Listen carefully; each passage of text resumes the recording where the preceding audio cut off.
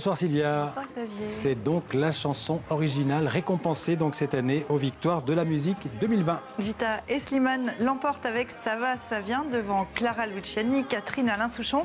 La rencontre entre les deux artistes à The Voice Belgique a accouché de l'un des tubes de l'été 2019, certifié single d'or avec plus de 15 millions de vues. Vita et Slimane s'apprêtent maintenant à partir en tournée à deux, une série de concerts uniques à travers toute la France, la Belgique et la Suisse dès le mois prochain. Et malgré leur bonheur de recevoir cette victoire, Vita et Slimane ont pensé à ceux qui ont été oubliés hier soir. Oui, car cette 35e édition s'est déroulée sous le feu des critiques. La disparition des catégories musique du monde, rap, électro et rock passe mal. Les artistes dénoncent un manque de diversité. Vita et Slimane ont donc rendu hommage à des artistes populaires qui n'étaient pas nommés cette année. Un petit pied de nez, là aussi en duo. On est trop contents. Merci beaucoup. C'est juste incroyable, ouais. On a gagné. Merci. Pour nous, ça, c'est le prix du public. Alors, merci aux gens qui nous suivent. Merci aux gens À tous les gens qui soutiennent cet album Versus depuis le début. Merci infiniment à vous pour tous les votes. Et on s'était promis que si on gagnait cette victoire, on allait la dédier à des artistes qui sont pas là ce soir. Soprano, je te dédie cette victoire pour la tournée des stades que tu as fait, que tu as rempli. Moi, j'ai une grosse pensée pour mon frère Gims qui a rempli le Stade de France il y a quelques mois. Gros bisous à toi. Kenji Girac qui a vendu des millions d'albums, je te dédie cette victoire. Je dédie aussi à Matt Pokora et à tant d'autres. Je dédie cette victoire à tous les gens qui font de la musique populaire pour les gens, parce qu'on aime les gens et on fait de la musique pour ça. Voilà, on vient d'entendre un peu le vent de la polémique, mais la soirée a tout de même rendu son verdict musical. 28 artistes pour 8 récompenses. On regarde tout de suite le reste du palmarès.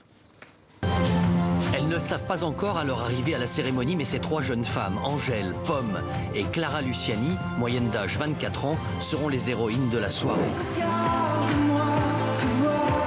Clara Luciani décroche le prix d'artiste féminine de l'année, de quoi émouvoir la chanteuse à la carrière toute neuve avec un album vieux d'à peine 2 ans. Clara Luciani. Clara Luciani. Je rêve, pince-moi pour voir. J'ai du mal à le croire. C'est exactement comme ça que je me sens depuis 1 an. Grâce à vous tous. Suzanne. Tout aussi bouleversée, Suzanne, révélation scène de l'année entre électro et rap, la jeune femme de 28 ans reconnaissable à ses combinaisons bleues.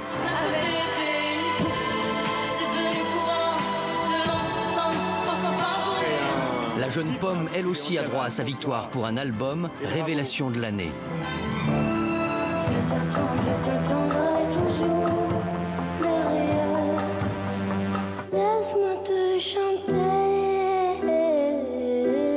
Tout comme Angèle, qui bien que grande favorite de ses victoires, 3 nominations, se contentera d'un seul trophée pour sa tournée Brawl Tour.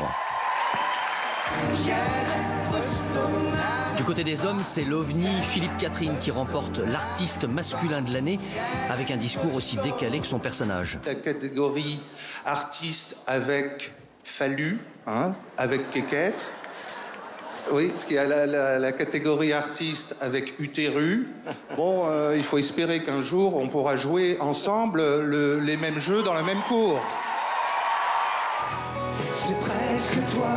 Alain Souchon, 75 ans, dont 46 années de succès, se paye le luxe d'une 10e victoire pour son 15e album.